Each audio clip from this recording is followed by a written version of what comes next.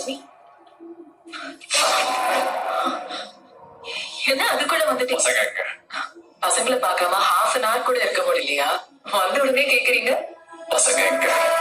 முதல்ல எனக்கு கொடுக்க வேண்டியது கொடுங்க, அப்பதான் பசங்களுக்கு கொடுங்க.